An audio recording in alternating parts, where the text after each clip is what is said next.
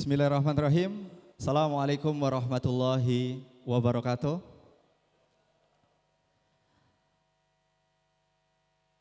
Salam sejahtera untuk kita semua. Salam, Om Swastiastu, Namo Buddhaya, Rahayu, Rahayu, Rahayu. Oke Bapak Ibu, ada yang sudah kenal saya ya. Kemarin kita juga makan bareng gitu ya. Sempat ngobrol-ngobrol juga. Oke, perkenalkan saya Adit. Tadi juga Mbak Dina sempat sounding. Jadi memang saya di sini hadir Bapak Ibu untuk sharing materi. Dan kebetulan saya sendiri di Sevima itu saya sudah keliling Indonesia Bapak Ibu berkat Sevima. Jadi saya sangat bersyukur dari Sabang sampai Merauke. Terus terang kalau saya pribadi Bapak Ibu belum ke Aceh sama Papua. Jadi siapa yang nanti mau undang saya ke Aceh atau Papua? Kemarin saya dijanjikan sama Pak Marhalim. Halo Pak Marhalim. Nah Pak Marhalim ini mitra kami IAIN Lok Sumawe. Gitu. Ini kemarin saya juga tagih kopinya Bapak Ibu gitu ya. Oke, saya mau juga sapa di sini ada Pak Hengki dari Universitas Kristen Indonesia Maluku. Oke, Pak Hengki. Oke, terima kasih Bapak. Dan ini kemarin juga dari Medan ini Bapak Ibu ada Ibu Lisna Universitas Islam Sumatera Utara. Ibu Lisna hari ini hadir. Oke, mungkin belum ini ya sampai. Oke, Bapak Ibu, dalam materi ini saya akan sharing, begitu ya. Kemarin materi luar biasa sudah disampaikan oleh dari narasumber ada Pak Wikan, ada Pak Mayong, gitu ya. Terus lanjut dari praktisi ITS Pak Bagus Jati, begitu Bapak Ibu ya.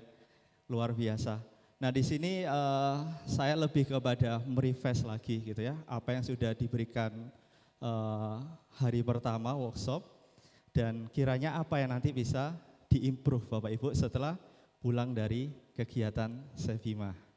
Oke, next. Nah, ini Bapak Ibu, ini ada yang tahu siapa kira-kira? Pak, ini siapa ya kira-kira Pak? Sosok siapa ini Pak? Ada yang kenal nggak? Kira-kira siapa beliau ini?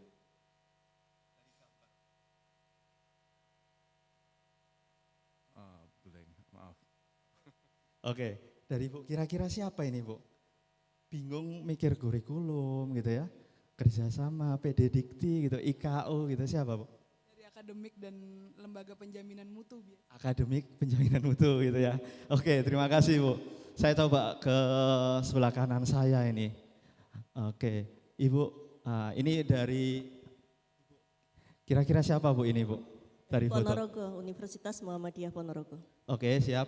Nah ini kalau dari gambar Bu, ini kira-kira siapa Bu? Itu sepertinya di bagian akademik ya. Oh akademik, gitu ya Bapak Ibu ya. Oke, terima kasih Bu. Iya Bapak Ibu, betul sekali.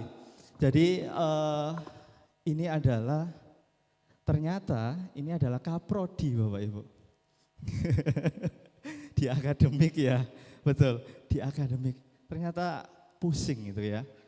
Nah, mikir ekivalensi gitu kan, terus MBKM gitu kan, ini apa gitu ya. Oke, next. Karena apa Bapak Ibu?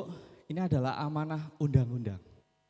Jadi perguruan tinggi itu katanya tidak wajib gitu ya, tapi di tekstualnya adalah wajib memfasilitasi kan gitu ya. Wajib memfasilitasi MBKM. Ya mau tidak mau artinya ini menjadi kewajiban bagi seluruh institusi perguruan tinggi di Indonesia. Nah ini ya Bapak Ibu ya kira-kira. Dan ini saya yakin Bapak Ibu sudah hafal ini kan. Mungkin pas awal-awal MBKM tuh pasti dapat PDF dari Bapak Ibu pimpinan gitu kan. Pasti dibaca gitu kan. Dan bingung ya Bapak Ibu, ini gimana MBKM? Karena ini menjadi amanat undang-undang. Dan tentunya di breakdown dalam 8 kegiatan. Ada pertukaran pelajar, gitu ya. Ada KKN, tematik, penelitian, bangun desa dan lain sebagainya. Nah, kemarin sudah di-show-kan juga sama Pak Bagus Yati, gitu kan. Dan poinnya memang ketika bicara MBKM, Bapak Ibu, ini saya triknya ya dari Profesor Wahyudi, insya Allah nanti juga beliau mengisi dalam kegiatan hari ini, mentor saya Bapak Ibu. Jadi beliau menyampaikan kalau bicara MBKM, Bapak Ibu, sebenarnya enggak harus semuanya gitu kan. Kita coba pilih 1, 2 gitu kan, tapi kita fokus dan itu bisa berdampak di IKU. Itu poinnya Bapak Ibu. Jadi kalau kita mau juara semua agak sulit gitu ya. Oke, lanjut. Nah, ini 4 tahapan MBKM. Nah, ini kita rangkum. Yang pasti memang kita harus mengidentifikasi dari 8 kegiatan itu kira-kira strong kita mana nih gitu kan. Kita mampu merealisasikan yang mana Bapak Ibu. Nah, ini bisa kita identifikasi di awal. Selanjutnya tentunya kita harus mapping kurikulum. Nah, kemarin teknisnya dengan Pak Bagus. Pak Bagus pun juga sudah menjanjikan ya, bila mana Bapak Ibu mau mengundang FGD gitu ya, bantuin untuk buat kurikulum, monggo Bapak Ibu ya. Nanti kalau belum dapat kontaknya Pak Bagus atau narasumber kami, bisa kontak panitia gitu ya.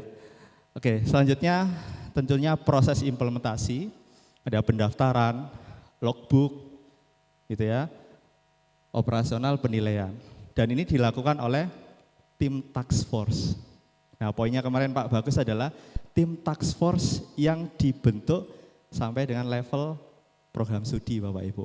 Nah, beliau-beliau yang nanti meng-ACC termasuk juga merekognisi nilai yang sudah dilakukan MBKM selama 1 sampai 2 semester di luar program studi atau kampusnya Bapak Ibu. Nah, ini tugasnya adalah menyusun tim task force. Nah, nanti mekanisme gimana kita kupas nanti ya. Tentunya aktivitas MBKM ini Bapak Ibu harus dilaporkan PD Dikti. Amanahnya jelas. Next. Nah, alur MBKM tadi kita detailkan di sini. Ini pasti ada konversi manajemen dari identifikasi kurikulum gitu ya, masuk pengajuan FRS gitu ya. Nanti kira-kira Pak, Bu, ketika saya coba MBKM di perusahaan ini, saya bisa enggak pulang itu pengakuan SKS penuh gitu ya, 20 SKS gitu kan. Kalau 2 semester berarti 40 SKS gitu kan. Nah, itu poinnya Bapak Ibu. Jangan sampai MBKM ini berjalan tapi merugikan kampus, merugikan mahasiswa. Kembali enggak bisa direkognisi. Pengakuannya enggak sampai 20 SKS. Nah, ini tugasnya Bapak Ibu. Gitu ya. Jadi makanya kemarin ada triknya, dibedakan mata kuliah inti gitu kan, terus mata kuliah pengayaan dan lain sebagainya. Ya, mata kuliah inti itu yang substansinya nanti adalah kepada CPL. Nah, yang itu tidak bisa diganggu gugat. Nah, selanjutnya yang bisa dilakukan improvisasi untuk kerjasama MBKM itu adalah mata kuliah non inti Bapak Ibu. Nah, ini saya merangkum sedikit ya Bapak Ibu. Nah, tentunya mahasiswa harus melakukan pengisian logbook. Jadi pas balik ke kampus gitu ya, Pak ini bukti saya sudah melakukan MBKM, kegiatan saya ini semua. Nah, ini juga harus di-approve oleh pembimbing di luar kampus. Bisa pertukaran belajar, bisa magang ke dunia industri gitu kan, dan macam-macam. Gitu. Next. Nah, ternyata masih bingung Bapak Ibu. Gitu ya. Bapak Ibu Kaprodinya ini masih bingung gitu kan. Kira-kira apa Bapak Ibu yang dibingungkan? Ada yang tahu? Katakan. Nanti dapat hadiah. Gimana Bapak Ibu? Ternyata masih bingung. Oke, lanjut. Nah, itu tadi. Bingung Bapak Ibu. MBKM sudah berjalan. Terus ini melaporkannya gimana gitu ya. Ini melapornya gimana? Apa manual aja Mas gitu ya. Ini saya udah catat di buku gitu ya atau di Excel. Nanti gimana proses laporannya? Poinnya Bapak Ibu, ketika kampus melaksanakan MBKM sebagai amanat undang-undang, kami berharap dan kami menganggap ya, Bapak Ibu hadirin yang hadir di sini sudah memiliki sebuah ekosistem atau sistem informasi pendukung operasional di kampus Bapak Ibu. Atau kalau istilahnya siakat gitu ya, atau SIA gitu kan. Nah itu harus dimiliki. Tentunya sekarang harus bisa diakses online, poin plus ketika nanti bisa diakses di handphone, jadi nggak harus buka laptop. Poinnya di sana Bapak Ibu.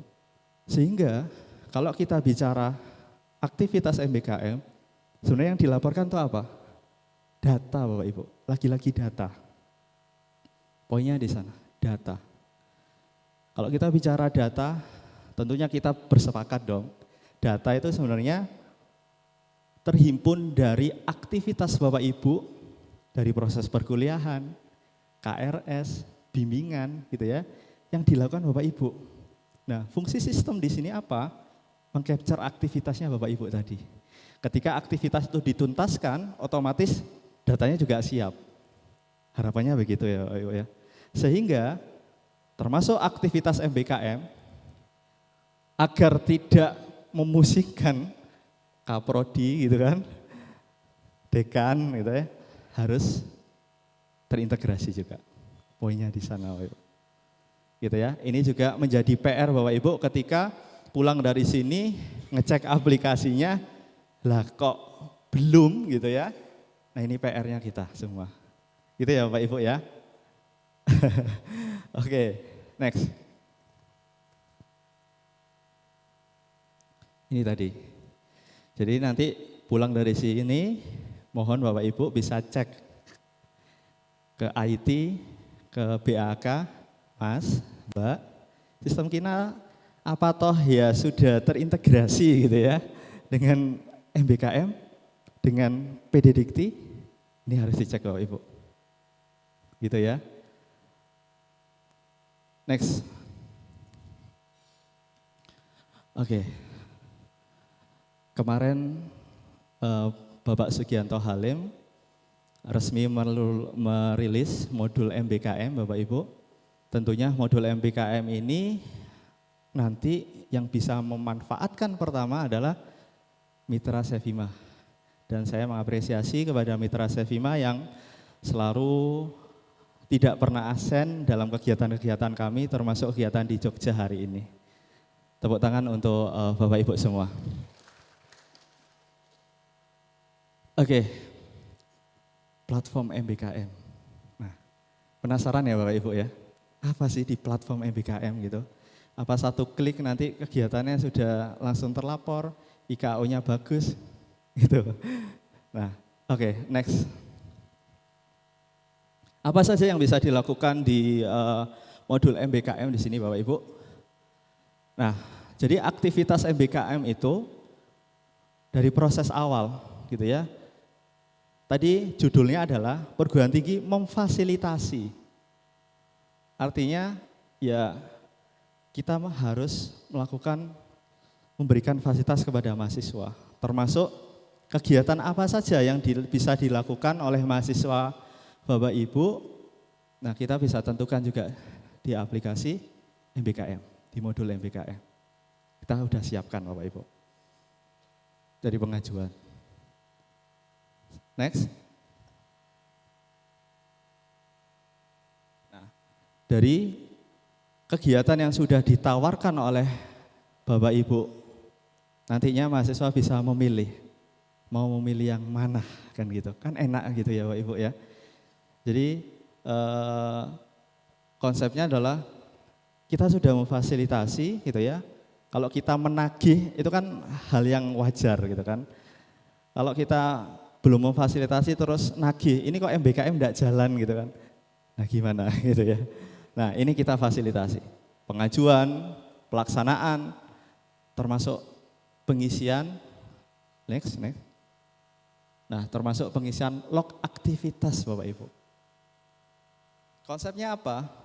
Ya Bapak Ibu dosen itu enggak ngerti, kalian di dunia industri, kalian pertukaran pelajar di kampus, katakanlah kampus A, kampus B kerjasama gitu kan, mahasiswa kampus A, studi ke kampus B. Aku enggak tahu apa yang kamu lakukan di sana. Oleh sebab itu, kita fasilitasi Bapak Ibu, ada logbook. Sehingga Bapak Ibu dosen, tim task force-nya tadi ya, dimudahkan untuk melakukan konversinya. Rekognisi nilai dan lain sebagainya. Dari sini Bapak Ibu ya. Jadi biar kegambar gitu ya harapan saya. Tidak loh MBKM gimana terus ini konversinya gimana. Nah ini sudah ada toolsnya Bapak Ibu. Nah ini ya kita berharap nanti sepulang dari sini MBKM jalan gitu ya. Selanjutnya pertanyaannya Bapak Ibu, kira-kira apa yang dilakukan oleh Bapak Ibu? Ini saya kemana nih ya? Coba Pak Rektor nih, ada Pak Rektor, saya ke Pak Rektor aja. Ini, kira-kira Pak Rektor, ketika sudah jalan MBKM, gitu ya, apa yang bisa dilakukan oleh pimpinan? Ya baik, terima kasih Mas Adi. Saya dari Universitas Kristen Indonesia Maluku. Memang kita sudah berjalan sesuai dengan kebijakan pemerintah, cuma belum semua fakultas jalan. Nah, dalam perjalanan itu ada kendala-kendala yang memang kita sedang hadapi. Dan saya rasa proses ini akan membantu kami nanti ke depan. Kekaburan dalam beberapa hal tentang pelaksanaan MBKM ini, itu yang membuat kami coba berdiskusi dengan banyak pihak, dengan teman-teman termasuk kita di sini. Siap. Masih ada kekaburan yang perlu kita jalan bersama nanti ke Oke. depan. Terima kasih. Siap. Ini kalau dibayangkan nih Pak ya, kalau dari UKIM itu sudah jalan MBKM-nya gitu ya. Sebenarnya yang dibutuhkan pimpinan apa? Monitoring ya Pak. Gitu ya. Memonitoring seluruh aktivitas. Jangan sampai pimpinan itu apa kata laporan Pak ini gitu kan. Ya kalau valid gitu kan. Kalau valid alhamdulillah kan gitu. Kalau enggak valid kita yang pusing Pak. Gitu ya. Laporan ke LLDikti kita PD gitu kan. 100% gitu. Dicek, lah kok beda, kok transkripnya beda gitu. Ada keluhan di mahasiswa dan lain sebagainya. Itu Bapak Ibu. Ternyata, makasih Pak. Ternyata Bapak Ibu, yang dibutuhkan pimpinan adalah monitoring. Next.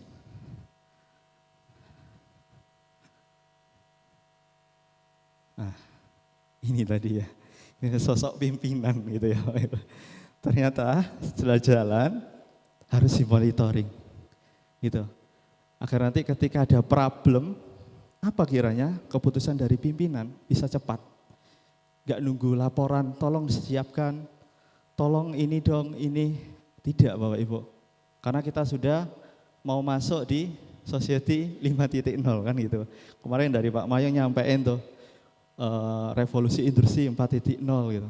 Sekarang udah mau beralih, Pak. Jadi semua pakai gadget. Kan gitu. Poinnya adalah monitoring. Apa yang bisa difasilitasi Sevima terkait dengan monitoring ini? Inilah Bapak Ibu. Ini adalah value yang coba kita riset bertahun-tahun. Sebenarnya Bapak Ibu pimpinan tuh butuhnya apa? Dashboard Bapak Ibu. Jadi Sevima itu kita tidak hanya di Surabaya Bapak Ibu. Jadi memang keliling Indonesia. Terus sekarang saya berterima kasih sama istri saya gitu kan, karena sudah sabar. Jadi saya tuh di rumah hanya Sabtu sama Minggu, Bapak Ibu. Jadi seminggu 5 hari kerja itu saya keliling kampus-kampus, termasuk diskusi. Nah ini memang amanahnya dari Pak Halim. Kita harus lebih dekat dengan klien. Apa sih, coba dengarkan kebutuhannya, gitu kan? Nah, dashboard Bapak Ibu. Kita butuh ini Mas, untuk bisa tahu kondisinya seperti apa. Nah, apa aja yang ada di sini? Tentu, overview performa, jelas dong. Pimpinan, rektor hanya pelaksana tugas. Punya bos, punya pimpinan lagi di atas kan gitu kan. Ketika laporan ke yayasan, inilah yang dibawa oleh Pak Rektor. Inilah yang dibawa oleh Bapak Ibu Ketua. Inilah yang dibawa oleh Bapak Ibu Wakil Rektor gitu ya. Bidang 1, 2, termasuk sampai level dekan dan kaprodi. Difasilitasilah di sini. Begitu Bapak Ibu. Jadi bisa monitoring semua aktivitasnya. Termasuk, nah ini ya, kita bisa tahu dari SDM kita berapa, mahasiswa alumni gitu kan. Ya amanahnya tidak hanya MBKM, tapi bagaimana kredibilitas kita, akreditasi kita gitu ya, diakui. Ya nanti nyambung sama materinya Prof Wahyudi, izin Prof gitu ya. Nanti bagaimana strategi untuk bisa dapat hibah. Karena MBKM juga tidak murah Bapak Ibu ya. Nah tadi pemerintah memfasilitasi, ada kompetisi. Dapat hibah bisa dimanfaatkan. Nah ke sana Bapak Ibu. Tentunya ini memang kita harus fasilitasi. Termasuk regulasi, pertumbuhan organisasi, keuangan tentu gitu ya, pertanggungjawaban. Bahkan untuk level PTN, ya untuk kita bisa ke PTNBH yang dilihat dari keuangan termasuk juga mahasiswa. Lanjut. Penyatian real time. Ini bukan hal yang mustahil Bapak Ibu, karena sekarang sudah pakai gadget semua. Semua bisa diakses lewat internet. Jadi semua aktivitas Bapak Ibu bisa terrecord langsung. Pimpinan dapat datanya real time Bapak Ibu. Mau ada meeting dadakan, monggo gitu kan. Kita siap, karena itu sudah ada. Itu. Selanjutnya, dosen, mahasiswa. Ini kita tahu semua. Termasuk saya pernah tuh ngobrol akreditasi. Salah satunya yang sulit dilakukan, dihitung itu adalah ini, rata-rata IPK gitu kan. Benar, saya masuk kampus, Mas ada enggak ya tools yang bisa ngitung rata-rata IPK gitu. Nah, itu nanti enggak perlu manual Bapak Ibu, udah by sistem gitu ya. Jadi udah kelihatan semua nanti di dashboard ini. Lanjut. Nah, tentunya di sini prescription. Harapannya apa Bapak Ibu? Harapannya di sini ada advice yang dilakukan oleh sistem Sevima. Bapak perlu ningkatkan apa? Nah, contohnya di sini kan mengacu pada undang-undang. Nah, ini ternyata ada saran agar perguruan tinggi itu tetap sehat. Termasuk rasio dosen dicek. Gitu ya. Okupansi kelas gitu kan. Termasuk kadang itu, wah Mas, kita kalau jumlah mahasiswanya besar enak ya gitu. Ya bagus Pak gitu. Tapi PR-nya juga banyak gitu ya. Cari dosen gitu ya, bangun gedung gitu ya. Itu banyak oh Ibu. Itulah tantangan bagi Bapak Ibu semua. Dan harapan saya pulang dari sini sudah ada PR-PR yang nanti bisa dikerjakan. Itu. Ini. Saya juga sangat mengapresiasi Bapak Ibu kepada mitra-mitra kami dan ini yang menjadi spirit kami untuk tetap semangat. Semangat berkarya, semangat terus memberikan value kepada perguruan tinggi. Kadang itu kita kerja capek, hektik gitu kan, tiba-tiba ada WA masuk gitu. Mas, alhamdulillah PT kami dapat reward. Waduh, seneng sekali saya Bapak Ibu. Oh ya Allah gitu kan. Jadi saya senang sekali, termasuk Pak Halim tentunya yang paling seneng gitu ya. Jadi artinya Sevima itu berimpact. Itu poin yang selalu disampaikan oleh Bapak Sugianto Halim. Sevima harus memberikan impact. Bukan janji gitu ya, tapi impact. Tentunya itu harus bisa dibuktikan secara empiris, secara data dan sebagainya. Nah, ini saya apresiasi kepada Politeknik LPP Jogja mendapat apresiasi pencapaian, gitu ya.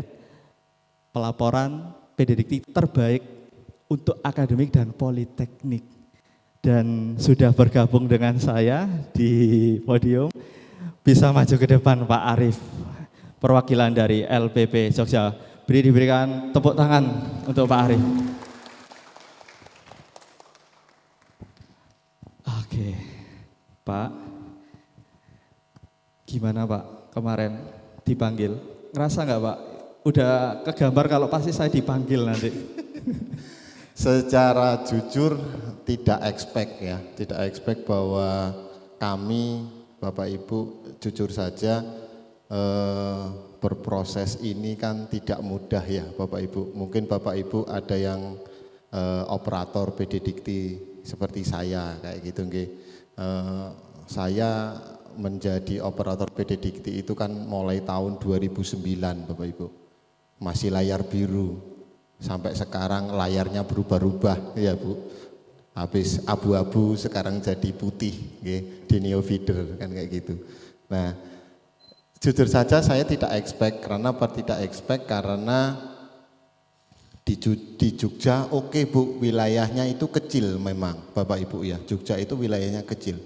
Tapi sekarang kami punya 100 perguruan tinggi swasta aktif dengan jumlah mahasiswa di atas 100 ribuan lebih kayak gitu ya, dengan pengawasan. Jujur saja saya tidak membanding-bandingkan sebenarnya Bapak Ibu ya, LL Dikti di wilayah 5 itu kan karena wilayahnya kecil gitu nggih Bapak Ibu, ya hampir tiap bulan 1 bulan sekali dipanggil untuk pengawasan, dilihat seperti itu. Bahkan di LL Dikti 5 ada tool yang bisa melihat kami, itu namanya Evira. Itu di-create sama LLDT 5, dia ngambil data dari PDDikti di Jakarta untuk melihat pengawasan dan pengendalian dan pembinaan untuk seluruh PTS. Dari tahun 2009 saya Bapak Ibu jadi operator, baru kali ini juga dapat Bapak Ibu. Nggih, baru kali ini juga saya dapat. Nggih. Semua berproses karena juga di satu sisi mungkin seperti yang disampaikan Mas Adi tadi, butuh komitmen. Di selain butuh komitmen juga butuh support dari Bapak Ibu pimpinan. Karena kalau operator itu ngeyel, mesti nanti kalau berkeluh kesah, susah Pak pimpinan saya itu Pak, diatur Pak, dikasih tahu ngeyel Pak, kayak gitu. Nggih. Bapak Ibu adakah yang ngeyel kalau dikasih tahu operatornya? Melanggar aturan nggak boleh Pak, kayak gini. Itu biasa. Jalanin aja dulu kan gitu. Tapi begitu kena IPPA, kena pengawasan baru bingung kan kayak gitu. Nggih, sedikit cerita Bapak Ibu, LLDT 5 tahun ini ada salah satu PTS yang dicabut izinnya gara-gara memanipulasi data PDDikti. Langsung dicabut Bapak Ibu, bukan lagi ditegur dan lain-lain kan, tapi dicabut.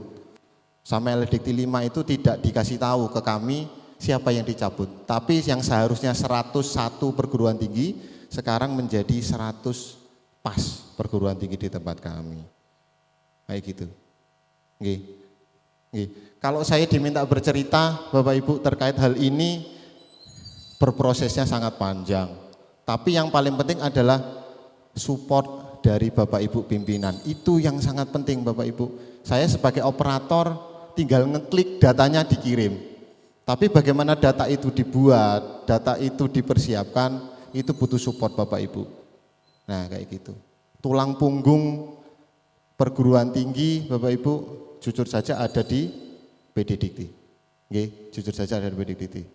Bahkan kalau kami secara ekstrim Bapak Ibu, saya tidak membagus-baguskan pimpinan saya, enggak Bapak Ibu.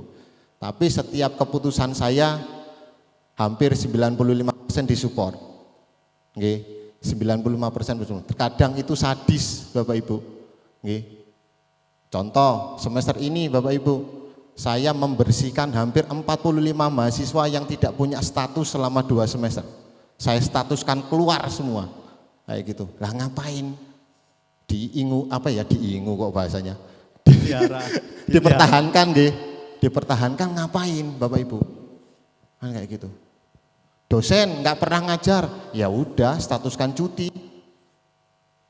Kita cari dosen baru lagi kayak gitu. Lah, semua input itu dari kami pengelola PD Dikti. Karena berhubungan dengan rasio, dengan aktivitas mengajar dosen, berhubungan dengan BKD dosen nanti kan, nggih Bapak Ibu, dengan status kelembagaan kita seperti apa dan lain-lain. Itu yang perlu kita perhitungkan dengan baik, itu saja. Terkait dengan terkait dengan kebijakan memang mungkin harus didasari dari perguruan tinggi masing-masing Bapak Ibu. Tapi perlu ada support pimpinan betul bagaimana kita bisa mengelola dengan baik. Nggih. Saya bukan membagus-baguskan Sevima, tidak. Tapi kami juga berpengalaman mulai dari mengembangkan sendiri sistemnya Bapak Ibu. Beli putus, gitu ya. Mengembangkan sendiri lagi. Saya berangkat juga dari GoFeeder Bapak Ibu, GoFeeder Community berangkat. Nggih. Enggak betah dengan fiturnya GoFeeder yang kayak gitu-gitu aja, naik ke GoFeeder Cloud.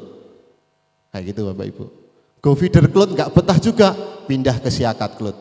Proses itu tidak ada 1 tahun Bapak Ibu di kami. Karena enggak betah dengan fitur terbatas, sebenarnya kayak gitu. Nggih. Ya meskipun sekarang di Siakat Cloud kebanyakan fiturnya belum dipakai semua akhirnya, kan kayak gitu nggih. Nah, kayak gitu. Semua proses itu kami jalani. Bahkan kami juga sampai kepada pengelolaan di finance, Bapak Ibu. Di finance kami itu pakai Sevima, pakai Sim Finance. Nggih. Karena kami berharap sesuatu hal yang mudah dan bisa diintegrasikan, ngapain harus dibuat susah, kayak gitu nggih. Contoh Bapak Ibu, mahasiswa udah bayar, Bapak Ibu nggih, sudah masuk di SIM keuangan yang pakai Zakat Club.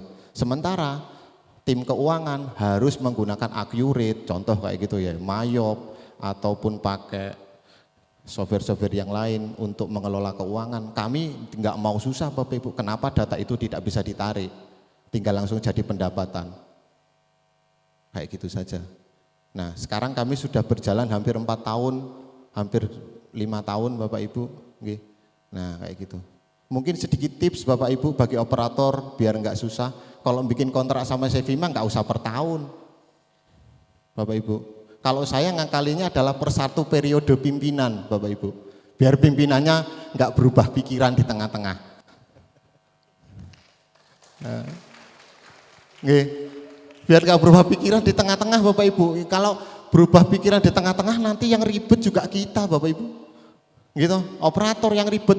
Begitu datanya dikembalikan sama Sevima, nyoh Pak, datanya PN kayak gitu. Kita mau ngapain dengan data itu? Udah, tinggal kita merayu periode berikutnya. Syukur-syukur Bapak Ibu pimpinan 2 periode jadi 8 tahun, kan gitu.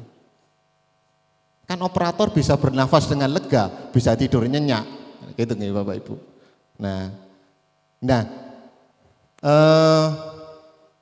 Ya memang apa nggih Bapak Ibu, kami masih jauh dari kata sempurna, jujur saja. Karena kami memang bagaimana kami bisa mendapat ini butuh perjuangan yang berat, butuh perjuangan yang berat. Bapak Ibu pasti menghadapi dosen, saya nggak mau absensi pakai QR code, kayak gitu nggih. Saya nggak mau absensi pakai Edlink, saya pengennya masih ada jurnal, ada absensi manual diedarkan ke mahasiswa, itu lebih mudah. Iya, secara itu lebih mudah. Tapi apakah itu memudahkan administrasi? Tidak. Di saat dosen-dosen harus membuat laporan BKD per semester, Bapak Ibu nyari lagi ke bagian akademik. Absenku kemarin kemana ya? Jurnalku kemarin kemana ya? Kan kayak gitu. Gitu. Jadi jujur saja Bapak Ibu, meskipun pandemi kami sekarang sudah mereda, tapi kami masih komitmen untuk menggunakan seluruh fitur Sevima Bapak Ibu. Sekarang kalau mungkin Bapak Ibu mau melihat kami, kebetulan kami sedang ujian Bapak Ibu, kami masih menggunakan fitur CBT-nya Sevima. Enggak mau ambil pusing saya Bu. Ada dosen yang ngeyel masih pengen kertas? Enggak. Semuanya by CBT. Semuanya by CBT. Jawabannya gimana? Diupload di CBT. Gitu aja. Enggak mau, ya udah, enggak usah bikin soal, enggak usah ujian. Kebetulan saya juga sebagai kepala bagian akademik Bapak Ibu. Jadi relatif agak galak. Kalau saya disebut di LPP itu adalah algojonya Bapak Ibu. Nyeneni dosen, mengeluarkan mahasiswa, menstatuskan mahasiswa enggak jelas-jelas kayak gitu tuh udah biasa. Nah, jadi terkait MBKM juga Bapak Ibu, terkait MBKM, kami tidak bisa, jujur saja saya sendiri tidak bisa menjalankan ke semuanya itu Bapak Ibu. Jujur saja, sampai sekarang belum bisa. Kami hanya bisa menjalankan yang magang itu saja, pertukaran pelajar, terus studi independen dan lain-lain, itu kami masih mencari bentuk. Masih mencari bentuk. Kami juga sekarang lagi proses bertransformasi menjadi diploma 4 semua. Nah, kayak gitu. Nah, kira-kira itu saja Bapak Ibu, sedikit cerita Bapak Ibu terkait bagaimana saya menggapai ini, butuh proses yang panjang Bapak Ibu, 2009 sampai sekarang. Ya 13 tahun lah ya, 13 tahun. Kalau kemarin saya ikut bercerita di artikel mungkin saya dapat laptop itu Pak. Karena saya nggak bercerita saja di laptop, jadi saya nggak dapat laptop. Kira-kira itu Bapak Ibu. Oke. Luar biasa ya cerita dari Pak Arief LPP. Mohon tepuk tangannya Bapak Ibu. Semoga nanti di kampus-kampus yang lain juga seperti itu ya Pak ya. Nah di ini juga ada sedikit apresiasi ya Bapak Aditya, penyerahan simbolik karena memang LPP sudah menjadi 3 terbaik di LDikti wilayah 5. Laptop enggak? Laptop. Emas ini Mas. Oh emas. Okay. Iya emas. Oke, mohon dibantu penyerahannya untuk Bapak Adit. Wah, laptopnya kecil. Iya.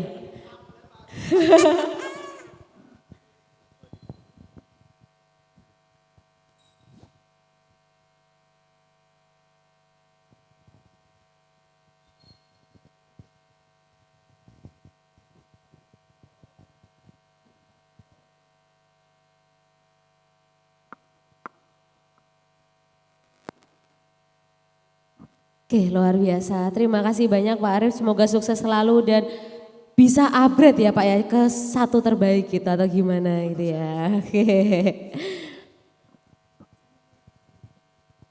Masih ada materi lagi Pak Adit? Tanya jawab. Oh sudah masuk tanya jawab. Kita beri peluang 2 penanya terlebih dahulu Bapak Ibu. Untuk Bapak Ibu yang ingin bertanya seputar materi yang disampaikan oleh Bapak Adit, silakan. Bisa raise hand? Oke, baik, silakan Pak. Sama yang di belakang Bapak. Nah, boleh nanti 2. Ya. Iya, perkenalan nama dan juga kampusnya ya Pak ya. Baik, terima kasih Bu. Izin perkenalkan saya Widodo dari Poltekkes Kemenkes Surakarta. Sebenarnya saya pengen tanya sejak kemarin sih, tapi mudah-mudahan nanti ada gambaran dari sini bahwa kalau kami menyelenggarakan pendidikan vokasi di Kemenkes itu khususnya untuk pendidikan kesehatan seperti perawat, bidan, fisioterapi itu yang mata kuliah wajib seperti kemarin yang dijelaskan narasumber itu kami itu sebagian pembelajarannya memang sudah berada di industri, di rumah sakit, di perusahaan obat dan lain sebagainya. Sehingga kalau tujuan dari MBKM itu untuk memberikan pengalaman belajar di dunia kerja, kami pada saat itu ketika ada visitasi dari Dirjen Vokasi, kami paparkan bahwa pembelajaran kami itu memang di vokasi itu 70% itu berada di dunia industri.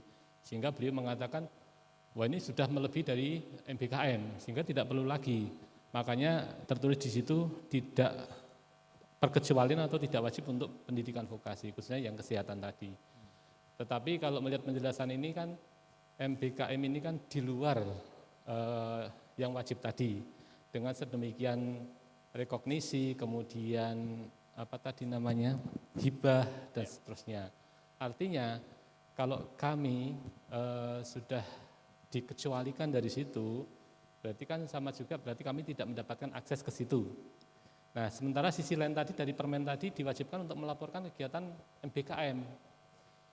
Nah, kami jadi bingung juga bagaimana kami harus melaporkan, sedangkan kami itu sudah separuh pendidikannya saja sudah di industri, belum lagi nanti profesi, pendidikan profesi itu semuanya di industri, nggak ada lagi di kampus. Betul. Nah, sehingga mohon arahannya terhadap kebijakan-kebijakan tadi, dan termasuk sebenarnya kemarin kami mencermati itu ada satu hal yang mungkin bukan di sini atau bukan saat ini dijawab, tapi kalau memungkinkan sangat senang sekali. Kaitannya dengan IKU PTN itu salah satunya kan bagaimana praktisi atau ahli dari industri itu mengajar ke kampus. Tapi di sisi lain di akreditasi itu ada pembatasan persentase dosen di luar PT, maksimal 10% kalau tidak salah. Ya. Nah itu kalau di kami itu diisi oleh dosen yang mengajar bahasa Indonesia, kewarganegaraan, Pancasila, itu saja sudah melebihi 10%. Nah bagaimana dengan yang praktisi tadi, sehingga mungkin di pelaporan ini pun juga barangkali nanti bisa diberikan pencerahan. Terima kasih, Pak. Oke, terima kasih Bapak. Oke, betul sekali Pak. Jadi memang amanah MBKM ini kan amanah undang-undang gitu kan. Dan kita juga sangat memahami perguruan tinggi di Indonesia itu sangat beragam. Jadi kalau di Sevima Bapak Ibu, perguruan tinggi itu kita klasifikasikan gitu. Jadi ada 10 rumpun kira-kira kalau di Sevima itu. Ada rumpun perguruan tinggi Kementerian Kesehatan, ada perguruan tinggi Kementerian Keagamaan, PTKIN yang negeri, ada PTKIS gitu ya. Jadi mereka memang ada tanggung jawab juga melaporkan aktivitas, termasuk kalau Poltekkes tentu di Kementerian Kesehatan gitu. Dan untuk kesehatan sendiri kemarin memang ada pengecualian Pak, gitu. Sehingga bisa dikatakan belum wajib kan gitu, belum wajib. Karena secara aktivitas ya Poltekkes sudah melakukan itu sebelum wacana MBKM. Ya ada kepanitraan klinik kan gitu kan, ke rumah sakit, klinik gantian, ada perombongan belajar kan gitu ya Pak ya. Nah itu yang dilakukan. Jadi memang secara aturan MBKM wajib dengan catatan tadi. Ya untuk yang vokasi khususnya kesehatan itu memang ada pengecualian Pak. Nanti mungkin bisa ditambahkan oleh Prof. Wahyudi gitu ya, termasuk apakah memang aksesnya benar-benar ditutup atau bagaimana. Kira-kira itu Bapak. Oke. Siap. Terus ya silakan. Terima kasih. Kami sudah mengamati dan memang selama ini kami mengikuti ya mengenai Sevima baik secara webinar ya, dan kami sudah banyak familiar. Ini saya tadi berbincang-bincang dengan Ibu Sarah. Saya dari Akademi Maritim Jadayat Jakarta.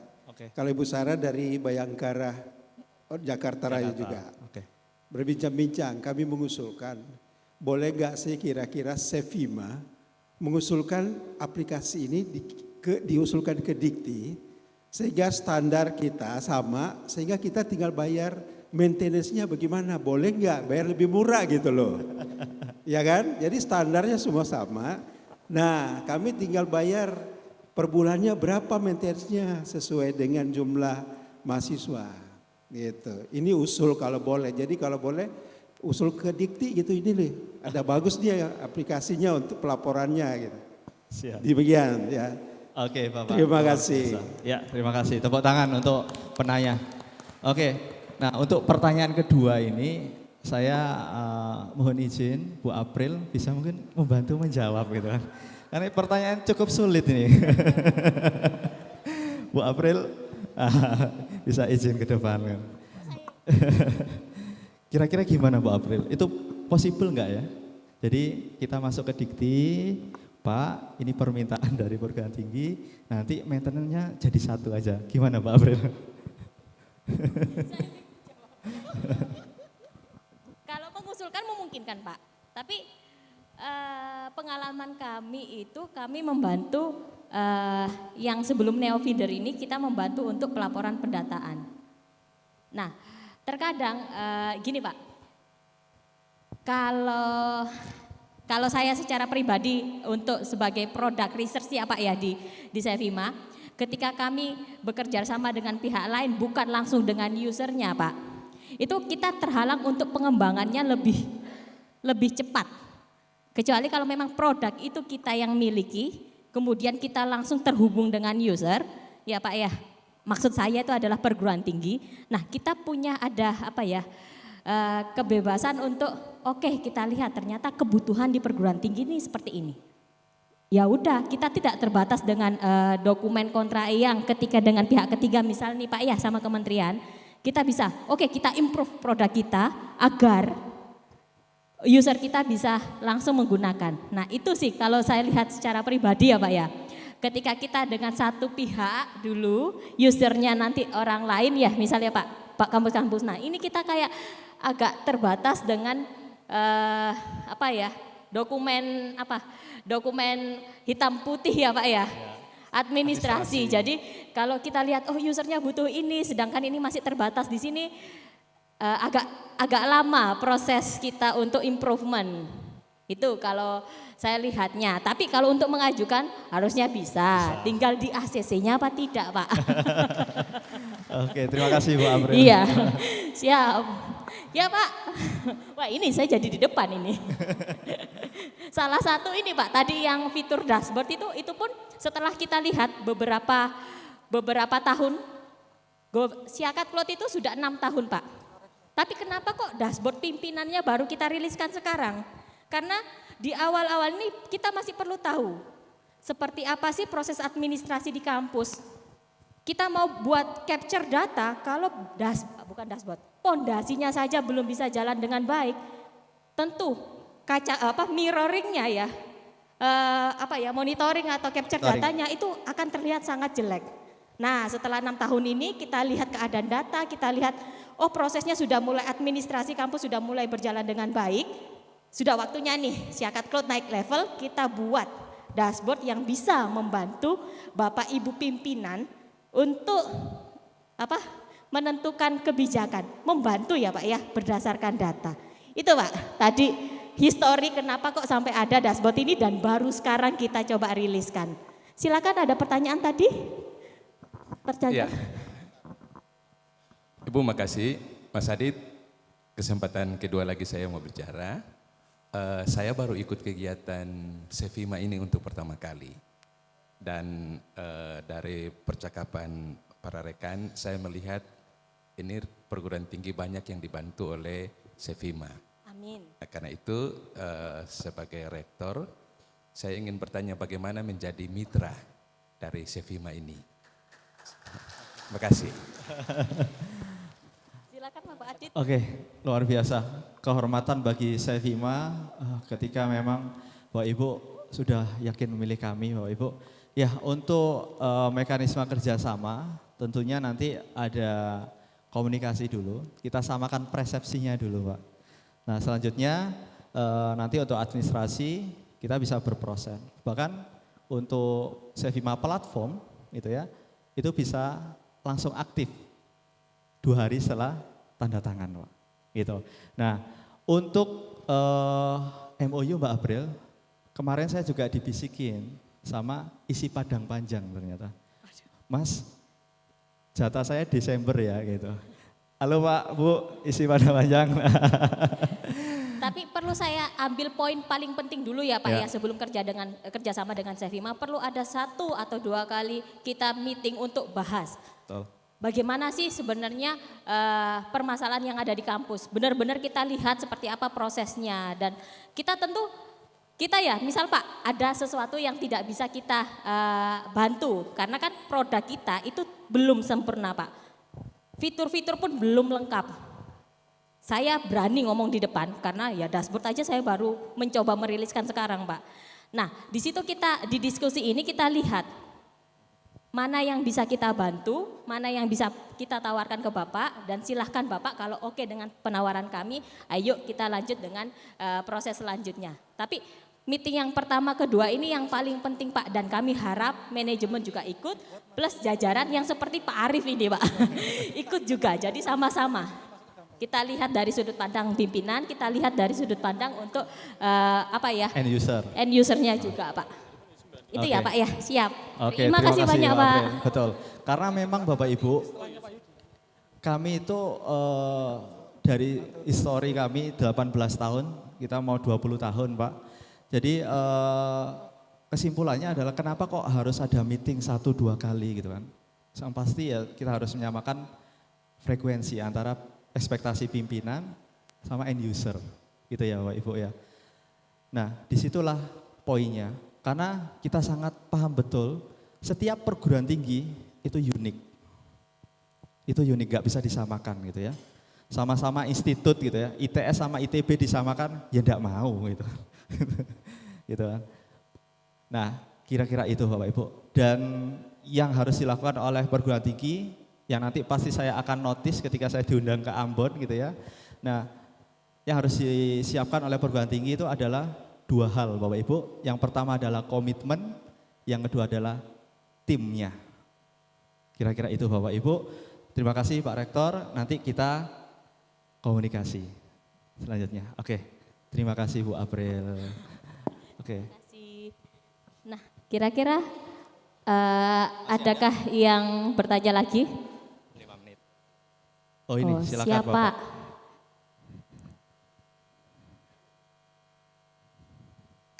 Boleh, 2 pertanyaan terakhir ya.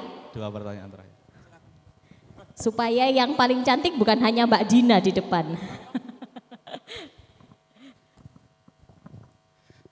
Terima kasih. Assalamualaikum warahmatullahi wabarakatuh. Waalaikumsalam warahmatullahi wabarakatuh. Perkenalkan, nama saya Aji Pranoto dari Institut Sains dan Teknologi Akprin Yogyakarta.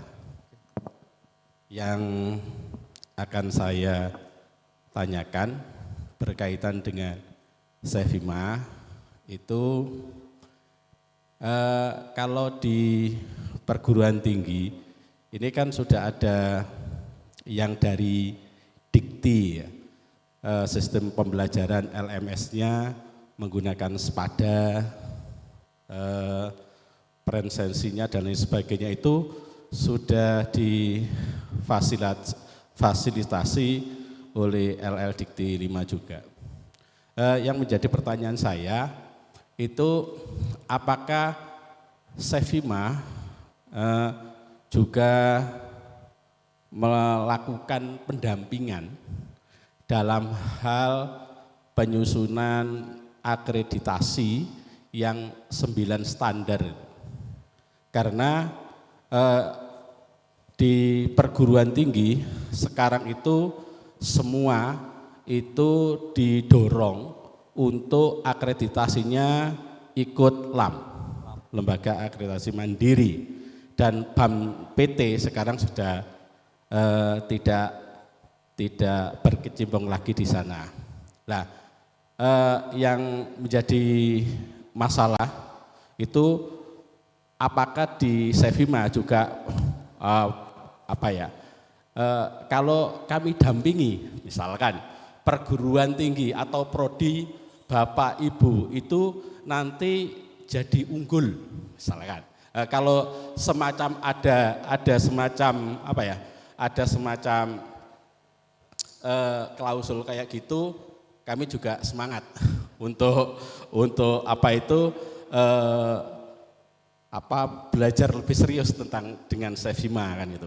Karena beberapa yang kita lakukan banyak sekali seminar-seminar juga, kami mendatangkan ahlinya dari dari asesor dan sebagainya. Ya, perguruan tinggi menengah itu paling ya baik sekali, tidak ada yang unggul kecuali yang negeri. Lah, bagaimana Sevima bisa memfasilitasi ini? Apakah bisa semacam itu? Terima kasih. Saya akhiri. Assalamualaikum warahmatullahi wabarakatuh. Pak, saya dapat telepon seperti itu rasanya sudah berkali-kali, Pak. Saya bilang ke manajemen, ini peluang loh, Pak. Gitu, Pak. Terus dijawab manajemen, SDM-nya siapa? Nah, ternyata kami masih kesulitan mencari SDM yang benar-benar bisa membantu konsultasi sebagai konsultan kampus, Pak, untuk menargetkan akreditasi yang dibutuhkan. Saya jujur di sini ya, Pak ya. Jadi saya dapat telepon banyak, saya hadap ke manajemen, Pak, peluang, Pak, SDM-nya belum ada, coba cari. Kita mencoba mencari dan mencoba membentuk kerjasama. Itu pun dari misal kita coba gandeng asesor apa, tidak semua mau, Pak. Jadi yang bisa kita bantu, oke, kita belajar seperti apa sih ketika kita mau menargetkan akreditasi sekian, kita bantunya melalui sistem, Pak. Seperti tadi contohnya dari capture data apa yang kurang untuk menargetkan akreditasi unggul. Contoh salah satu yang tampil tadi adalah berapa jumlah dosen, berapa jumlah kekurangan dosen. Nah itu kan bisa kita lihat langsung, Pak. Dan itu pun setelah kita diskusi dengan Bapak Ibu asesor, contohnya. Tapi kalau untuk benar-benar sebagai person yang in charge membantu Bapak pengisian borang ke sana, saat ini Sevima belum, Pak. Belum dapat, Pak, tentaranya, Pak. Kalau dapat, waduh saya siap itu, Pak, jadi tim leadernya. Itu, Pak. Jadi itu jawaban jujur dari saya, kami belum dapat SDM untuk yang bisa benar-benar membantu konsultan yang benar-benar bagaimana pengisian borang. Yang bisa kita bantu saat ini adalah dari sistem, dalam keadaan data, mana yang bisa dihitung, kekurangannya di mana, bahkan kita bisa menyediakan modul akreditasi cloud untuk menghitung atau simulasi ketika pengisiannya segini, itu dapat nilainya berapa. Dan silahkan dilakukan setiap tahun, mana yang kurang itu diperbaiki di sana. Tapi person yang menjadi konsultan itu kami belum ada, Pak. Ya, jujur. Jadi saat ini kita bantunya di sistem, mungkin mengadakan webinar rutin, itu tetap kita lakukan. Sambil kita coba cari deh SDM konsultan yang mau join. Tahun ini belum, Bapak. Oke, terima kasih Pak April. Jadi memang toolsnya yang kita siapkan Bapak Ibu. Bahan bakunya sudah siap, data gitu kan. Cuman yang memang dibutuhkan oleh Bapak Ibu, kami sangat paham pendampingan kan gitu ya. Jadi barangkali nanti di ruangan ini Mbak April ada yang praktisi, nah nanti mungkin bisa ya gitu ya. Oke, itu dari panitia gimana? Oke, karena memang waktunya sudah mendekati materi yang kedua ya, Mbak Bu April dan juga Mas Hadi, terima kasih banyak. Di sini kita kasih oleh-oleh dulu ke penanya. Silakan untuk Pak Widodo, kemudian Pak yang bertanya tadi ya sebelah sana ya, Mas Mbak panitia ya. Kemudian Bapak silakan untuk maju ke depan. Oke, monggo Pak.